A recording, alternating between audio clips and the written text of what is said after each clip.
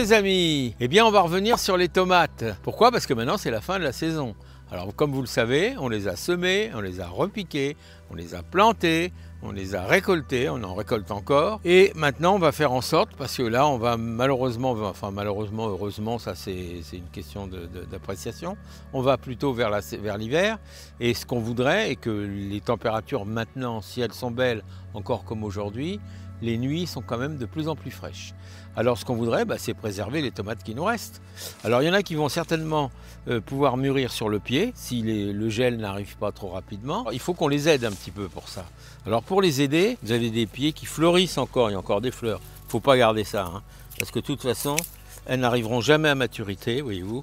Donc c'est pas la peine de garder des trucs comme ça. Ça va pomper la sève, ça va diminuer un peu la vigueur et ça fera rien. Alors ce qu'on fait aussi, c'est couper les feuilles pour favoriser au maximum l'ensoleillement, vous voyez. Donc maintenant, on n'a plus tellement besoin de feuilles, enfin, il faut en laisser un peu, mais très peu. Et alors surtout, là où il y a des petites tomates qui ne mûriront pas, tout ça, donc je vous invite à les couper. Vous voyez, ici, on a un rameau, mais il n'y a que ça dessus. Alors donc, c'est pas la peine de garder ça, ça nous pompe d'énergie pour rien. Alors, on va déjà habiller nos tomates comme ça, on leur coupe tout, vous voyez, pas la peine, là, des beaux rameaux. Il y a 2 mois, on les aurait laissés parce qu'on avait des fleurs qui allaient nous faire des tomates, mais non. Maintenant, elles n'arriveront pas à maturité. On va alléger le système là, et puis on va regarder un peu les tomates que l'on a. Il y en a qui sont quand même pas mal, ce sont des tomates vertes. Alors avec les tomates vertes, vous pouvez faire de la confiture de tomates vertes, vous pouvez faire des choses comme ça, des gâteaux aussi de tomates vertes. Elles sont vertes, c'est vrai, mais je vais vous montrer comment on peut les faire mûrir en dehors du potager pour justement avoir quand même des tomates qui mûrissent. Puisqu'on a allégé, on a dégagé les fruits, il ne faut pas que ça tombe au sol non plus, hein, parce que si elles tombent au sol, vous aurez des insectes pour s'en occuper, on en profite pour les rattacher un petit peu, hein, le temps qu'elles finissent leur maturité. Tranquillement, laissons entrer les derniers rayons de soleil qui vont nous permettre peut-être de faire mûrir, mais peut-être pas en totalité. Donc si elles se colorent un peu, c'est bien, mais si vous voyez que la température descend trop fort, la nuit surtout, hein, c'est-à-dire qu'au-delà de 8 degrés la nuit, n'espérez pas faire mûrir vos tomates, hein, même s'il fait beau dans la journée, c'est ce qui se passe en ce moment. Mais on a des températures qui baissent de plus en plus et qui envoisinent les 5 degrés, mais 5 degrés c'est insuffisant. En dessous 8 degrés, n'attendez plus à faire mûrir vos tomates. Alors, pour les faire mûrir, comme je vous l'ai dit, on les prélève et je vais vous montrer ce qu'on en fait. Et voilà, donc maintenant on va passer à la phase de mûrissement. Pour faire mûrir nos tomates, beaucoup pensent qu'il suffit de les mettre sur les rebords de fenêtre et qu'elles vont mûrir. Oui, ça peut faire un peu parce que le rebord de fenêtre il est plus chaud que ne l'est évidemment un mur ou une table extérieure. Mais l'idéal, vraiment l'idéal pour les faire mûrir assez rapidement, c'est d'abord de prendre soit du papier journal, soit des sacs papier opaques comme ça, papier craft, hein. Voilà, on en a tous un peu en réserve chez soi. On met une tomate verte qu'on a prélevée, on la met dedans et on met avec une pomme, une petite pomme, peu importe la qualité de la pomme, mais une pomme ça suffit, une petite pomme que j'ai récupérée dans le verger. Donc voilà, ici on va se retrouver avec un sac, dedans on a une tomate verte, une pomme. Qu'est-ce qui va se passer? Qu'est-ce qu'on va en faire? Ah, voilà une bonne question. Et on va les mettre à l'intérieur, pas au frigo, surtout pas au frigo. On va les mettre dans le noir si c'est possible. Ils sont déjà un peu dans l'obscurité dans le sac. Mais encore mieux dans un placard si vous avez.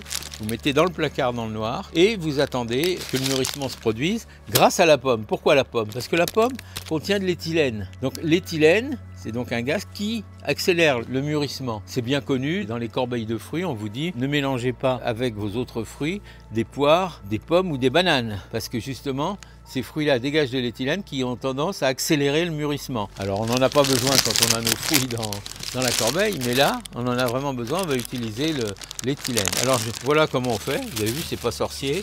Un sac ou un papier journal, ça va aussi, hein. Une pomme, une petite pomme, hein, des petites pommes qu'on risque de pas consommer parce qu'elles sont vraiment petites. Et puis ça ira dans le placard. Alors qu'est-ce qui va se passer là? Vous pouvez contrôler dans 3-4 jours, voir un petit peu comment se colore la tomate. Vous avez vu qu'elles étaient vertes comme ça, hein. Vous verrez, vous commencerez à constater des couleurs dans quelques temps. Là, j'en ai fait précédemment, il y a 10-12 jours. On va regarder ensemble notre pomme. Voilà le résultat. Notre tomate verte est devenue rouge et la pomme, elle a fait son travail, hein. Elle est pratiquement mûre, elle est molle, on va pouvoir la consommer. Donc voilà ce que je vous propose. Faites ça. Mettez ça dans le bas d'un placard, mais à l'intérieur, à la température ambiante, hein. Dans 3-4 jours, déjà des couleurs, 10-12 jours, prêt à consommer. Alors il existe également une autre astuce pour faire mûrir ces tomates. Ça, on l'utilise un petit peu plus tard dans la saison si on sent que le froid se rapproche rapidement et que là on n'a pas eu le temps de tout cueillir et de tout mettre dans les sacs papier comme dit. On arrache ces pieds de tomates et on les suspend à l'envers. Donc si vous avez une cave, un garage, quelque chose, un endroit un peu sombre quand même, vous les suspendez à l'envers. La sève va redescendre dans les fruits et finira par mûrir aussi. C'est moins efficace que ça, mais ça marche aussi. Mais en général, on utilise plutôt cette technique. L'autre technique, on l'utilise un petit peu plus tard, si selon le temps évidemment extérieur. Donc ça, c'est une autre façon de faire mûrir ces tomates. Une petite précision, pour être tout à fait honnête, les tomates que vous allez obtenir par ce procédé, elles seront rouges, elles seront présentables. Elles n'auront jamais le goût des tomates qui auront mûri au soleil, ça je vous le dis, il faut qu'on en être conscient. Mais elles auront largement le goût de celles qui ont poussé en serre, hein. Peut-être même meilleures. Mais voilà, il faut le savoir. Ne faites pas ça en cours de saison en vous disant tiens, ça y est, j'ai des tomates vertes, je les mets dans le journal. Non, tant que vous pouvez les laisser mûrir au soleil, ce sera toujours le mieux, hein. Donc ça c'est sûr. Après, je vais vous dire ce qu'on fait à l'emplacement des tomates qu'on aura récoltées. Ce que je voulais vous dire aussi, c'est que le meilleur stade, hein, pour cueillir nos tomates, c'est pas quand elles sont vertes comme ça, mais elles sont saines quand elles sont vertes comme ça. Ça va fonctionner dans le papier avec la pomme, mais ce sera plus long. Alors l'idéal serait de cueillir à ce stade-là. Vous voyez, c'est un petit peu coloré, c'est pas trop mal. Mais il y a quand même un mais, c'est que surtout cette année, on est dans une année où on a eu beaucoup d'eau, hein. Et la tomate n'aime pas trop l'eau. Moi, je ne les ai pas vraiment arrosées, mais malgré ça, elle présente des phénomènes que vous avez dû constater chez vous. Vous voyez, c'est des cicatrices. Alors, vous voyez, les cicatrices qui sont tout autour du pétiole, là. Vous en avez aussi sur le côté. Alors, la question, c'est pourquoi ça devient comme ça? Pourquoi la peau éclate? Parce qu'elles éclatent, hein. Parfois, c'est sur le côté, de haut en bas.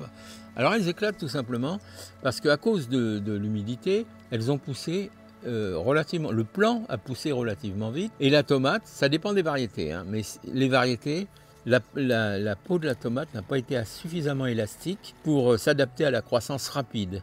Et donc du coup, elle a éclaté, elles éclatent, il y en a beaucoup. Il y a des variétés qui tiennent bien, mais il y en a d'autres, les très grosses, alors ce qui se passe, c'est le premier phénomène, c'est pas grave, c'est pas très présentable, on peut quand même les manger à ce stade-là, on retire les cicatrices, mais les ouvertures qu'il y a ici, vous voyez, c'est autant de portes d'entrée pour les prédateurs, déjà, et alors surtout les oiseaux, parce que alors, les oiseaux, je vous le dis que ça, ils sont planqués en embuscade, ils attendent qu'une chose, c'est que vous ayez le dos tourné pour venir, tenez, vous voyez, ils viennent là. Pourtant, cette tomate était quand même parfaitement saine, hein.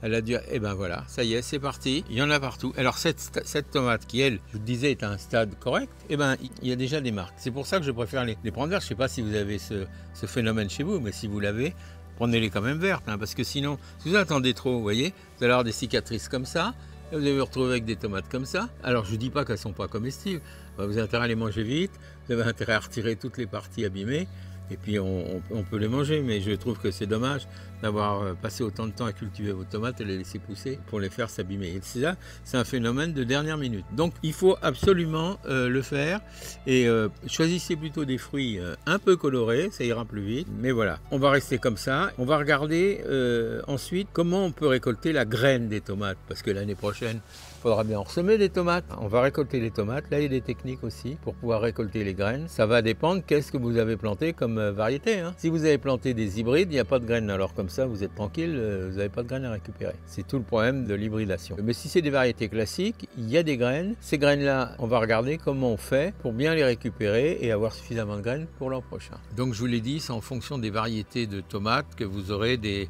Parce qu'on a des fruits qui sont abîmés comme ça, puis d'autres qui ne le sont pas du tout, hein. Il faut bien repérer les variétés qui ne sont pas trop sensibles ou qui ont suffisamment d'élasticité pour ne pas se fendiller comme ça. Et il faut surtout suspendre les arrosages très tôt, hein, si la saison est humide. Alors elle a été moins en fin de saison, mais elle l'était quand même beaucoup plus, en tout cas pour nous, au mois de juillet, c'était horrible, il pleuvait tous les jours. Et c'est la période de formation, il y a eu des désordres qui se sont manifestés, hein, bien sûr. Alors, en conclusion, je vous souhaite de réussir vos dernières récoltes de tomates, de les faire mûrir comme il faut. Vous verrez quand elles seront mûres. Après, où vous aimerez leur goût en les mangeant comme ça en salade, même si ça peut être un peu différent que celle qui a mûri au soleil, mais c'est quand même bon. Et puis, si vous avez à faire des recettes au four ou à la poêle, vous pourrez aussi les utiliser comme ça, parce que ça marche bien comme ça. Alors, à vous de jouer. faites ce qu'il faut, abonnez-vous surtout TikTok et YouTube bien sûr. Et puis si vous avez des questions, vous le savez, on y répond toujours avec plaisir. À bientôt mes amis.